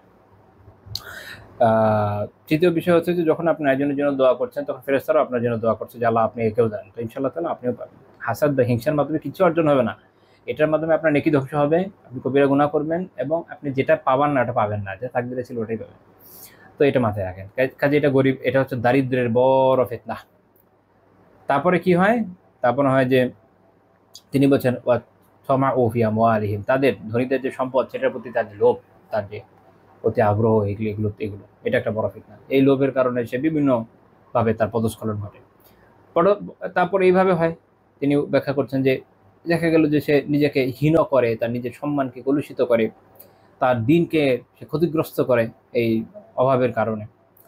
তারপরে এখানে একটা গুরুত্বপূর্ণ পয়েন্ট, যে ওয়া আদামুর রিদা বিমা কাসামাল্লাহু লাহ, আল্লাহ তাআলা তার জন্য যে বন্টন করেছেন সেইটার প্রতি তার সন্তোষ থাকে না। রিজিক বলতে দুনিয়ার যা বুঝেন সবকিছুতে নিজে খাটাবেন, তাহলে বুঝবেন যে আমি কই আছি। সহজ। আল্লাহ তাআলা আপনাকে হয়তো একটা বিশাল বাড়িটারে দেন নাই, এখন আরেকজন ভাইকে দিয়েছেন, আলহামদুলিল্লাহ, আল্লাহ তাআলা তাকে বারাকা দেন, শেষ। না আপনি এটা নিয়ে হাহুতাশ করতে করতে শেষ, তাহলে মাতুম করেন, তাহলে আপনি আল্লাহ তাআলার বন্টনে সন্তুষ্ট নন। ওটা মৌখিক দাবি দিয়ে হবে না, আমলি জীবনে থাকতে হবে। এই জন্য আমি বলি সালাফের জীবন পড়েন, দেখেন তারা কিভাবে চলেছে, যা পেয়েছেন সন্তুষ্ট থেকেছেন, বেনিফিট আছে। আপনি আপনার চেষ্টা চালিয়ে যান, আপনি বিভিন্ন কাজ করেন, আল্লাহর কাছে দোয়া করতে থাকেন, তাকদীরে থাকলে পেয়ে যাবেন। কিন্তু আপনি যদি হিংসা বিদ্বেষ রাখেন বা আল্লাহ তাআলার বন্টনে অসন্তোষ পোষণ করেন, এটা আপনি একটা গুনাহগার হওয়া ছাড়া তো কিছু হচ্ছে না আপনার, তাই না? এটা হচ্ছে মানে কাউন্টার প্রোডাক্টিভ কাজ, প্রোডাক্টিভিটির এটা কোনো নিদর্শনই না। আমাদের প্রথম কাজ মানে সেকুলার দৃষ্টিভঙ্গি এবং আমাদের মধ্যে পার্থক্য জায়গায়, সেকুলাররা যেটা করে তারা প্রথমে এই বিষয়টা অসন্তোষ পোষণ করে, কারণ তারা তার তাকদীরে বিশ্বাসী না, যে আমার এই অবস্থা কেন, সব এটা আমার চেঞ্জ করতে হবে, হ্যাঁ আমি উড়ে ফেলবো, এই করবো সেই করবো। ওই যে যারা আছে না বিভিন্ন ধরনের লাইফ কোচ, আরও কি আছে এত মনেও থাকে না, বিভিন্ন পরিভাষা, তো এই ধরনের লোকজন এগুলো হচ্ছে শেখায়। এর বিপরীত ক্রমে মুসলিমের কাজ হচ্ছে, এই যে মুমিনের কাজ হচ্ছে, সে প্রথমে সন্তোষ প্রকাশ করবে যে আলহামদুলিল্লাহ আল্লাহ আমাকে ভালো রেখেছে, অমুকের থেকে তমুকের থেকে। ধরেন আপনি একটা ছোট বাসায় আছেন, 2 রুমের বাসায় আছেন, বাট আলহামদুলিল্লাহ তার থেকে তো ভালো যে বস্তিতে আছে, তার থেকে তো ভালো যে গাছতলায় আছে, তার থেকে তো ভালো ইভেন গাছও পায় নাই। আলহামদুলিল্লাহ ভালো আছেন না? ইভেন যে গাছও পায় নাই, যে রাস্তায়ও আছে, মনে করেন বাংলাদেশের রাস্তায়ও আছে, থাকার জায়গা কোনো নাই, কোথাও নাই, কাওরান বাজারে ফুটপাতের উপর শয়, বা পলাশিতে বা ইউনিভার্সিটি এরিয়াতে ওইদিকে অনেকে থাকে এরকম, সে কি তার থেকে ভালো অবস্থায় নেই? যারা সুদানে, গাজায়, সোমালিয়ার কিছু কিছু এরিয়াতে এমন অবরোধের মধ্যে আছে যে রীতিমতো খাওয়া পড়ার কিছু বুঝে পাচ্ছে না, তার থেকে ভালো আছে না তারা? আর কিছু না হোক, এর ওর হাত থেকে তার অসুস্থতা থাকলে এর ওর কাছে এসে বলতে পারে যে ভাই 10টা টাকা দেন, ডাক্তার দেখাবো, 10টা টাকা, সে এটা নিয়ে সরকারি হাসপাতালে টিকিট কেটে ঢুকে যেতে পারেন। আল্লাহ তাআলার মেহেরবানিতে এতটুকু ফ্যাসিলিটি আছে তো তার। আমি যাদের কথা উল্লেখ করলাম তাদের অবস্থা এরকম যে নাই, ওইটাও পাচ্ছে না, ভালো আছেন অনেক আলহামদুলিল্লাহ। এই জন্য নিচের দিকে দেখেন, বুঝবেন যে কত ভালো আছে আল্লাহ। তো প্রথম কাজ হচ্ছে মুমিন কি করে, মুমিন তাহলে তার নিজের অবস্থান দেখে সন্তোষ পোষণ করে, আলহামদুলিল্লাহ অনেক ভালো আছে, কিন্তু আমি আরো ভালো থাকতে চাই, ভালো আছি আরো ভালো থাকতে চাই, আরো ভালো থাকতে চাই, তো কোনো দোষ নেই। আল্লাহর কাছে দোয়া করছি আল্লাহ তৌফিক দেন যেন আমি আরো এগিয়ে যেতে পারি, আমি এটা করতে চাই ওটা করতে চাই, আল্লাহ তাআলা মেহেরবানিতে, আল্লাহ তাআলার সন্তুষ্টির মাধ্যমে, ব্যাস এটা হলো কথা। এ হচ্ছে দুইটা ওয়ার্ডগুলোর মধ্যে পার্থক্য। আচ্ছা, তো এরকম অনেক বিষয়ের মধ্যে তারা পড়ে যেগুলো প্রশংসনীয় নয়। তাহলে রাসূলুল্লাহ সাল্লাল্লাহু আলাইহি ওয়াসাল্লাম ধনাঢ্যতার ফিতনা থেকে বাড়া চেতেন, ধনাঢ্যতার যে ক্ষতিকর ফিতনা সেটা থেকে। তাহলে যদি আপনার কাছে ধনাঢ্যতা থাকে, ওই ফিতনাটা মুক্ত থাকে, দেন ইটস গুড, ওটা কোনো সমস্যা তাহলে হচ্ছে না। আচ্ছা, সর্বশেষ এই বিষয়ে আমরা আরেকটা পয়েন্ট, 2টা পয়েন্ট আমরা আলোচনা করব। 21 নম্বর পয়েন্ট, তিনি বলতেন যে অন্তরের ধনাঢ্যতাই হলো প্রকৃত ধনাঢ্যতা। প্রকৃত ধনাঢ্যতা আসলে কি? সহিহ বুখারী হাদিস, আল্লাহ রাসূল সাল্লাল্লাহু আলাইহি ওয়াসাল্লাম বলেছেন যে লাইসাল গিনা আন কাসরাতিল আরাজ ওয়ালাকিনাল গিনা গিনা নাফস, মানে প্রচুর আরাজ মানে হচ্ছে যে যে ধন সম্পদ। ইমাম নববী রাহিমাহুল্লাহ বলেছেন যে মাতা দুনিয়ার উপভোগ্য যা জিনিস আছে এগুলো সবই হচ্ছে আরাজ, যা আছে তো প্রচুর এরকম দুনিয়ার উপভোগ্য জিনিস যেটা এটা প্রচুর পরিমাণে থাকা, অর্থ সম্পদ বাড়ি টাড়ি আরো যা যা হতে পারে, শব্দটা এতই মানে ব্যাপক যে অনেক বিষয় ভেতরে চলে আসে। এগুলো অনেক কিছু থাকাই আসলে কিনা ধনাঢ্যতা না, ওরা খিনাল গিনা গিনার নাফস, বরং প্রকৃত ধনাঢ্যতা হচ্ছে যে আত্মিক যে ধনাঢ্যতা। প্রকৃত প্রকৃত কোনটা? আত্মিক। এর কারণ কি? কারণ হচ্ছে আত্মিকভাবে যখন আপনি ধনাঢ্য হবেন তার মানে হচ্ছে আপনার অন্তর হচ্ছে প্রশান্ত। আলহামদুলিল্লাহ, আপনি যা পাচ্ছেন আপনার অন্তর প্রশান্ত। তো আপনার যদি 1,00,000 টাকাও বেনিফিট আসে, আপনি যেরকম প্রশান্ত থাকবেন, 1 কোটি আসলেও পাবেন। ধরেন আপনার আলহামদুলিল্লাহ 100 কোটি বেনিফিট হয়ে গেল, আপনি খুব হ্যাপি, প্রফিট হয়েছে আপনার, পুরো 100 কোটি প্রফিট হয়েছে। এখান থেকে নেমে পরের মাসে চলে আসলো 1,00,000, আপনি কিন্তু ফিট খেয়ে যাবেন না। কারণ আপনার মনের মধ্যে যে পরিতৃপ্তিটা আছে, এটাই হলো মূল ধনাঢ্যতার জায়গা। তখন যেটা হবে যে আপনি তো আলহামদুলিল্লাহ দিনের কাজ করবেন, হালাল উপার্জনের চেষ্টা করবেন, কিন্তু আপনি মানসিকভাবে ভেঙে পড়বেন না। এর বিপরীত ক্রমে যার এই আত্মিক ধনাঢ্যতা নাই, তার খাই খাই থাকে এত বেশি যে সে আরও চাইতে থাকে, আরও চাইতে থাকে, এবং দেখবেন যে প্রফিট ম্যাক্সিমাইজেশন যদি কমে যায় এনি হাও, বা ইভেন শেয়ার বাজারে হয় না, দেখবেন যে শেয়ার বাজার ম্যানিপুলেশন করে হোক বা ন্যাচারালি হোক, তার হয়তো লিমিটেড কোম্পানি, তার অনেক অনেক তার এখন ইয়ে আছে, ধরেন ভ্যালু কোম্পানির অনেক বেশি, অনেক সময় শেয়ার বাজার পতন হয়, পতন হয় অনেক নিচে চলে যাচ্ছে। তো এক রাতে অনেকের এরকম হয়েছে না, যেমন ইন্ডিয়াতে আদানির হয়েছে, এবং অনেকের হয় যে অনেক অনেক টাকা একদম নিচে পড়ে গেছে দাম। তো যার আসলে ওই আত্মিক প্রশান্তিটা নাই, আত্মিক ধনাঢ্যতা নাই, তার কি হবে? সে মানসিকভাবে অসুস্থ হবে, স্ট্রোক করতে পারে না, মরে যেতে পারে। কারণ তা তো খাই খাই, সে তো হারাতে রাজি না। কিন্তু যে মোমেন, সে কিন্তু আত্মিকভাবে প্রশান্ত থাকে।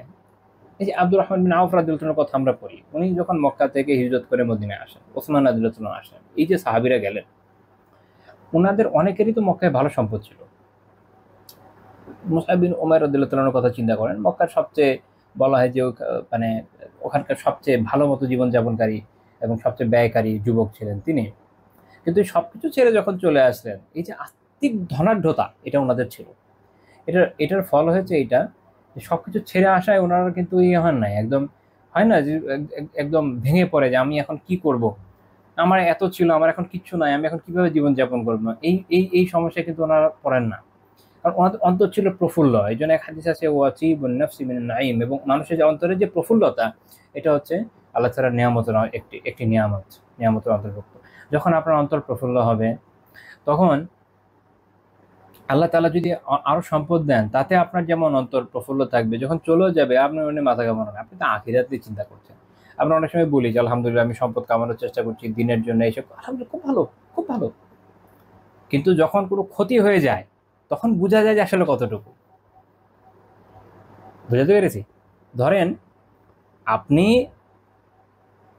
আলহামদুলিল্লাহ ভালো, আপনার প্রফিট হচ্ছে, ওকে, কোনো কারণে আপনি একটা বিপদে পড়লেন বা আপনার একটা অ্যামাউন্ট চলে গেল, হতে পারে না, কত কারণেই তো হয়। এখন আপনার যদি নিয়ত বিশুদ্ধ থাকে, আপনার যে ক্ষতি হয়েছে এটাকে আসলে আপনার আখিরাতের ক্ষেত্রে কোনো ক্ষতি। ধরেন গত মাসে আপনার ধরেন 10,00,000 টাকা আপনার প্রফিট আসছে, এর থেকে আপনি ধরেন 2,00,000 টাকা বিভিন্ন দিনই কাজে ব্যয় করেছেন মাসাল্লাহ, বা 3,00,000ই ব্যয় করলেন। আচ্ছা, এই মাসে এসে আপনার উল্টা লস হয়ে গেল। আপনার মনে এখন যার আখিরাতের দিকে দৃষ্টিভঙ্গি, সে তার ওয়ার্ল্ড ভিউটা আসলে কিরকম দেখেন, সে তো এই চিন্তা করবে যে আচ্ছা, প্রথমে তো ইন্না লিল্লাহ পড়বে, আল্লাহ তাআলার কাছে শুকরগুজারি করবে যে আরো বড় বড় বিপদ থেকে তিনি বাঁচিয়ে দিয়েছেন। তৃতীয় যে বিষয়টা তার জন্য গুরুত্বপূর্ণ, যে আমার যে আর্থিক ক্ষতিটা হলো, এটাকে আমার আখিরাতের কামাই কি কামাই না। যদি তার নিয়ত বিশুদ্ধ হয়, তাহলে এটা তার আখিরাতের কামাই। সে সবর করছে না, সে এটার বিনিময় পাবে না। সবরের তো আল্লাহ তাআলা একদম বেহিসাব প্রতিদান দেন। তাহলে আগের যে সাদাকা, সেটার হিসাবে এটা সব কম তো না কোনো অংশে, তাই তো? তো তখন আপনার এই যে দৃষ্টিভঙ্গি, এটা আপনাকে মানসিকভাবে দৃঢ় রাখবে, আপনার অন্তর প্রফুল্ল থাকবে ইভেন এই অবস্থাতেও। আশা করি আমি বুঝাতে পেরেছি। আর যদি এমন হয় যে না, আপনি একদম এমন ভাবে ভেঙে পড়লেন, উঠতেই আর পারছেন না, তার মানে আপনি আপনার কথায় সত্যবাদী নন। আখিরাতের জন্য যদি বেঁচে থাকেন, এটাও আপনার আখিরাতের ইনভেস্টমেন্ট। বুঝেছেন? যদি আল্লাহ তাআলা আপনাকে অনেক সম্পদ দেন, অনেক দিনই কাজ করছেন, আলহামদুলিল্লাহ, খুব ভালো, এটা আখিরাতে ইনভেস্টমেন্ট। দেশের অবস্থা এমন হলো, আপনার দিন বাঁচানোর জন্য আপনি হিজরত করে অন্য কোথাও চলে গেলেন। দোয়া করি আল্লাহ তাআলা এই দেশের অবস্থা শুধরায় দেন, এমন অবস্থা না হোক, আমিন। এটা আপনি চলে গেলেন, সব ছেড়ে ছুড়েই চলে গেলেন, রাতারাতি পথের ফকির হলেন, কিন্তু আপনি দিন বাঁচানোর জন্য যে গেলেন, এটাকে আপনার আখিরাতের আরো বড় ইনভেস্টমেন্ট হলো না? অর্থাৎ মুমিন সর্বাবস্থায় আল্লাহমুখী, আখিরাতমুখী। প্রত্যেকটা জায়গায় সে এই অবসর খোঁজে, এই সুযোগ খোঁজে যে কোনটা কোনটা আমার দিনের জন্য আরো ভালো ইনভেস্টমেন্ট হচ্ছে। এবং সে তো খুশি থাকবে, তার আত্মিক ধনাঢ্যতা আছে। যখন আত্মিক ধনাঢ্যতা থাকবে না, বাকি যে ধনাঢ্যতা না, এটা বাহ্যিক, ওটা প্রকৃত ধনাঢ্যতা না। যখন আত্মিক ধনাঢ্যতা থাকবে, তখন দেখবেন যে অনেক পেলেও যা, না পেলেও তা। তখন আপনি অ্যাকচুয়ালি আল্লাহমুখী হচ্ছেন। আল্লাহ তাআলা আমাকে, আপনাদের সবাইকে এটা হওয়ার তৌফিক দেন। সাহাবীদের মতো, সাহাবীদের মতো আমরা বলি, কিন্তু এটা হওয়া খুব কঠিন কাজ, এটা এত সহজ না। এটা আপনি ওনাদের এই জীবনটাই দেখেন না। যেই সাহাবী, আমরা অনেক সময় বলি না, 2 হিজরত করেছেন, ইথিওপিয়াতে করেছেন, ওখান থেকে আবার মদিনাতে করেছেন। শুনতে সহজই লাগে, একটু ভেবে দেখেন, আপনি আপনার নিজের দেশ থেকে এমন দেশে হিজরত করছেন যেটার ভাষা পর্যন্ত আপনি জানেন না, সেখানে একটা লম্বা সময় থাকছেন, এখানে পরিবার, এখানে বৃহত্তর পরিবার ছেড়ে চলে গেছেন, অর্থ সম্পদ সব ছেড়ে চলে গেছেন, ওখানে একটা নতুন জীবন, সরকারের ভাতা আছে, নিজে হয়তো কিছু করছেন, কেউ কেউ করেছেন, কেউ কেউ করেন নাই, সেইখানে আপনি সেটেল হয়ে গেছেন, বেশ অনেক বছর ধরে আছেন। তারপর আপনি আবার সংবাদ পেলেন যেখানে আমাকে আবার হিজরত করতে হবে, আপনি আবার চলে আসছেন বুঝলেন, ভাই এটা এত সোজা কথা না, সব আবার ছেড়ে দিয়ে চলে আসছেন, এগুলো তো ধরে নিয়ে আসতে পারছেন না। বাংলাদেশে আপনার যত সম্পদই থাকুক, আপনি যদি বিভিন্নভাবে আমাদের দেশ থেকে সম্পদ পাচার হয়, এটা আলাদা কথা, বাট থরো লাইন, খুব বেশি টাকা আসলে নেওয়া যায় না, বেশ কিছু গাইডলাইন আছে। তো যে এটা এই অনুযায়ী করতে চাচ্ছে, দেশের বাইরে যেতে চায়, সে খুব বেশি টাকা পয়সা নিতে পারছে তো না। আপনি আপনার বাসায় অনেক কিছু বানিয়েছেন, আপনার এই দেশ থেকে আপনি হিজরত করে আপনি চলে যাবেন, যে কোনো জায়গায় আমরা ধরলাম, মনে করেন আপনি সৌদি আরব চলে গেলেন, তো সব নিয়ে যেতে পারবেন? আপনার আসবাবপত্র কিছু নিতে পারবেন? সব রেখে যেতে হচ্ছে না? তো চিন্তা করে, যেভাবে সব রেখে যে 2বার করে যাচ্ছেন, তাদের আর্থিক অবস্থাটা চিন্তা করেন। তো এরকম কোনো বর্ণনা নাই, আপনি খুঁজে পাবেন না যে তারা একদম মানসিকভাবে বিপর্যস্ত হয়ে গেছে, না, হ্যাপি অ্যান্ড কন্টেন্ট, আলহামদুলিল্লাহ। এইটা হচ্ছে আর্থিক ধনাঢ্যতা, ওটাই বোঝানোর চেষ্টা করছি, আশা করি বোঝাতে পেরেছি, বাকি আল্লাহ আলাম। এই জন্য আবু যার রাদিয়াল্লাহু তাআলা আনহুকে রাসূলুল্লাহ সাল্লাল্লাহু আলাইহি ওয়াসাল্লাম একবার জিজ্ঞেস করেছেন যে, আবু যার, আতারা কাসরাতাল মালি ওয়াল গিনা, হে আবু যার, তুমি কি মনে করো যে অনেক সম্পদ থাকে ধনাঢ্যতা? তিনি বলেন, নাম, হ্যাঁ ইয়া রাসূলুল্লাহ, হ্যাঁ আমি তো এটাই মনে করি। তখন আল্লাহ রাসূল সাল্লাল্লাহু আলাইহি ওয়াসাল্লাম বলেন যে, ফাতারা কিল্লাতাল মালি ওয়াল ফাকর, তাহলে তো তুমি এটা এরকম মনে করো যে সম্পদের কমতি থাকাই মনে হয় দারিদ্র। তিনি বলেন যে, নাম ইয়া রাসূলুল্লাহ, হ্যাঁ রাসূল এরকমই। আল্লাহ রাসূল সাল্লাল্লাহু আলাইহি ওয়াসাল্লাম বলেন যে, ইন্নামাল গিনা গিনাল কলবি ওয়াল ফাকরু ফাকরুল কলবি, ধনাঢ্যতা হচ্ছে আত্মিক, অন্তরের ধনাঢ্যতা, আর দারিদ্র হচ্ছে অন্তরের দারিদ্র। যে অন্তর গরিব, যে অন্তর মিসকিন, সে যদি 1000 কোটি টাকার মালিক হয়, ওটা ফকির। ইসলামের দৃষ্টিতে, আল্লাহর দৃষ্টিতে ও গরিবই। আর যার আত্মিক ধনাঢ্যতা আছে, বাহ্যিকভাবে পকেটে কিছু যদি নাও থাকে, ও আসলে ধনী। আল্লাহ তাআলার কাছে আমরা দোয়া করি, আল্লাহ তাআলা আমাদেরকে আত্মিক এবং আর্থিক উভয় ধনাঢ্যতাই দান করেন, এবং এর মাধ্যমে উম্মার খায়ের দেন, আমিন। মাত্র যেটা হাদিস বললাম, ইবনে হিব্বান রাহিমাহুল্লাহ তাআলা তার সহিহে উল্লেখ করেছেন, আল ইহসান ফি তাকরিবি সহিহ ইবনে হিব্বান 685 নম্বর হাদিস, শোয়েব রাহমাতুল্লাহি আলাইহি এবং মুসলিম রাহিমাহুল্লাহ শর্ত অনুযায়ী সহিহ বলেছেন। সর্বশেষ এই বিষয়ে আমাদের আলোচনা, সর্বশেষ আমাদের একটু সময় একটু বেশি নিচ্ছে এই জন্য যে যেন শেষ করে দেওয়া যায়, সেটা হচ্ছে যে তিনি বলেছেন যে ধনাঢ্যতার সাথে তাকওয়ার একটা সম্পর্ক আছে। এইটার যে গুরুত্ব, এটা আল্লাহ রাসূল সাল্লাল্লাহু আলাইহি ওয়াসাল্লাম বলতেন, এটা বর্ণনা করেছেন তিনি। তাকওয়া এটা সবচেয়ে গুরুত্বপূর্ণ বিষয়, যেটা পেছনের আলোচনা একদম সারসংক্ষেপ হচ্ছে এই কথা। যদি তাকওয়া থাকে, ধনাঢ্যতা সাথে থাকে, তো নূরুন আলা নূর, কল্যাণী কল্যাণ। যদি না থাকে তাকওয়া, তো ধনাঢ্যতা বড় ফিতনা। ইবনু মাজাহ রাহমাতুল্লাহি আলাইহি হাদিস বর্ণনা করেছেন, 2141 নম্বর হাদিস, মুআয বিন আব্দুল্লাহ বিন খুবাইব, তিনি তার বাবা থেকে আর তিনি তার চাচা থেকে বর্ণনা করছেন। অর্থাৎ যেই সাহাবী থেকে মূলত বর্ণনা হচ্ছে, তার নাম নিয়ে আলেম একটু কনফিউজড। তো আল হাওয়াশি আলা সুনান ইবনে মাজাতে ওনার নাম বলা হয়েছে যে আব্দুর রহমান, আল্লাহু আলাম। তো যাই হোক, তিনি বলছেন যে আমরা একবার এক মজলিসে বসা, তো রাসূলুল্লাহ সাল্লাল্লাহু আলাইহি ওয়াসাল্লাম আসলেন এমন অবস্থায় যে আলা রাসি আসরু মা, তার মায়ের তার মাথায় তখনও পানির ছিল, গোসল করে আসছেন, নাকি মাথা ভিজা। তো তখন কেউ বললেন যে নারাকাল ইয়াউমা তাইয়িবান নাফস, আজকে আপনাকে খুব প্রফুল্ল দেখছি। তো তিনি বলেন আজল আলহামদুলিল্লাহ, হ্যাঁ সকল প্রশংসা আল্লাহ তাআলা। তাহলে বুঝা গেল কেউ যখন আমাদেরকে জিজ্ঞেস করে যে হ্যাঁ কেমন আছেন না আছেন, বলবেন যে হ্যাঁ আলহামদুলিল্লাহ ভালো আছে। এই হাদিস থেকে বোঝা গেল যে পরিপূর্ণ উত্তর দেওয়াটাই সুন্দর, সুন্নাহর সাথে বেশি নিকটবর্তী। তো তখন ওখানে উপস্থিত সাহাবীরা যারা, ওনারা আলোচনা করছিলেন ধনাঢ্যতার বিষয়ে, সম্পদের বিষয়ে। আল্লাহ রাসূল সাল্লাল্লাহু আলাইহি ওয়াসাল্লাম তখন বলেন লা বা'সা বিল গিনা লিমান ইত্তাকা, যে তাকওয়া অবলম্বন করে, যে আল্লাহকে ভয় করে, তার জন্য সম্পদে কোনো সমস্যা নেই। ওয়াস-সিহহাতু লিমান ইত্তাকা খায়রুম মিনাল গিনা, আর যে যার মধ্যে তাকওয়া আছে, সুস্থতা তার জন্য সম্পদের থেকেও বেশি কল্যাণকর। সুস্থতা অনেক অনেক জরুরি। ওয়াতিবুন নাফসি মিনান নাঈম, আর প্রফুল্লতা, যেটা অন্তরের প্রফুল্লতা, এটা আল্লাহ তাআলার নিয়ামতের অন্তর্ভুক্ত। শেখ আলবানী রাহিমাহুল্লাহ হাদিসকে সহিহ বলেছেন। ইমাম সুয়ুতী রাহিমাহুল্লাহ তাআলার কিতাব নাওয়াদিরুল উসুলে তিনি এটার ব্যাখ্যা করেছেন। আমি একটু ব্যাখ্যাটাও বলে যাই, তাহলে একটু ভালো হবে বোঝার ক্ষেত্রে। সুয়ুতী রাহিমাহুল্লাহ তাআলা বলছেন যে ধনাঢ্যতা বিগাইরি তাকওয়া, তাকওয়া ব্যতীত যে ধনাঢ্যতা না, তিনি বলছেন যে হালাকাতুন, এটা তো ধ্বংস। কেন? কারণ তাকওয়া ব্যতীত ধনাঢ্যতার ক্ষেত্রে যেটা হয় যে সে না হক পন্থায় সম্পদ জমা করে, সম্পদের হক আদায় করে না, বিভিন্ন না হক জায়গাতে এগুলোকে ব্যয় করে। আর তিনি বলছেন যে ফাইজা কানা হুনাকা মা সাহিবিহি তাকওয়া যাহাবাল বা'সু ওয়া জা আল খায়র, কিন্তু যখন ধনাঢ্যতার সাথে এই যে ধনাঢ্য ব্যক্তি তার কি থাকে, তাকওয়া থাকে, তখন যে এই যে সমস্যাগুলো, এই সমস্যা দূর হয়ে যায়। কারণ সে তখন হালাল জায়গা থেকে উপার্জন করে, সে সম্পদের হক আদায় করে, সে হারাম জায়গায় ব্যয় করে না, অপচয় করে না, তাই না? তো তখন কি হয়ে যায়, এই যে সমস্যাগুলো দূর হয়ে যায়, যা আল খায়, তখন কল্যাণ আসে। তো কাজেই তাকওয়া খুব জরুরি। মনে রাখেন যে সম্পদশালীদের ক্ষেত্রে এটা হলো সবচেয়ে গুরুত্বপূর্ণ নীতি, তাকওয়া। ইভেন দারিদ্র ক্ষেত্র তাকওয়া, তাকওয়া থাকলে দারিদ্র কল্যাণকর, সম্পদ কল্যাণকর। তাকওয়া না থাকলে দুইটাই ধ্বংসাত্মক। আর সুস্থতা, তাকওয়ার সাথে সাথে যখন সুস্থতা থাকে, এটা সম্পদের থেকেও কল্যাণকর। কেন? তিনি বললেন যে কারণ শরীরে যখন সুস্থতা থাকে তখন এটা ইবাদতে সহায়ক হয়। স্বাভাবিক, আপনার যদি মনে করেন এমন কোনো সমস্যা থাকে, আপনি খুব দুর্বল, বা মানুষের বাত থাকে, আর্থ্রাইটিস থাকে, তো এগুলোর ফলে কি হয়, না সিজদা করা যায় না।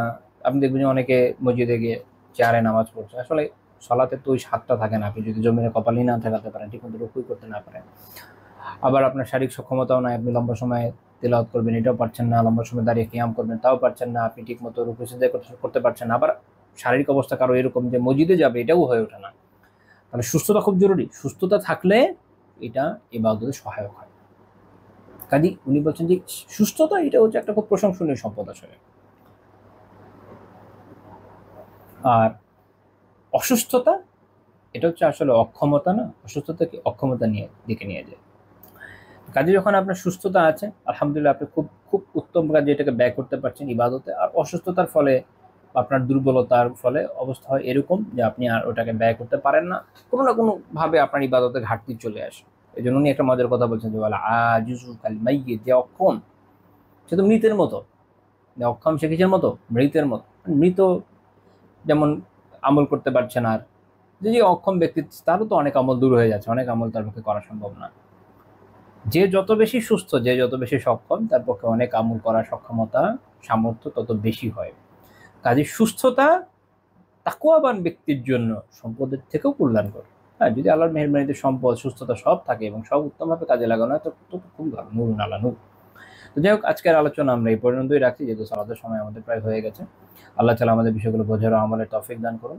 আল্লাহ তাআলা আমাদেরকে তৌফিক দান করুন, আমরা যেন সুস্থতা নিয়ামত পাই, সম্পদের নিয়ামত পাই, আর্থিক উভয় ধরনের প্রাচুর্যের নিয়ামত পাই, উত্তমভাবে এগুলোকে ব্যবহার করতে পারি। এগুলো আমাদের আখিরাতের পাথেও হোক, এগুলোর ফিতনা থেকে, এগুলোর শারু ফাসাদাত থেকে আল্লাহ তাআলার কাছে আমরা আশ্রয় প্রার্থনা করি। সুবহানাকাল্লাহুম্মা বিহামদিকা লা ইলাহা ইল্লা আনতা আস্তাগফিরুকা ওয়া আতুবু ইলাইক।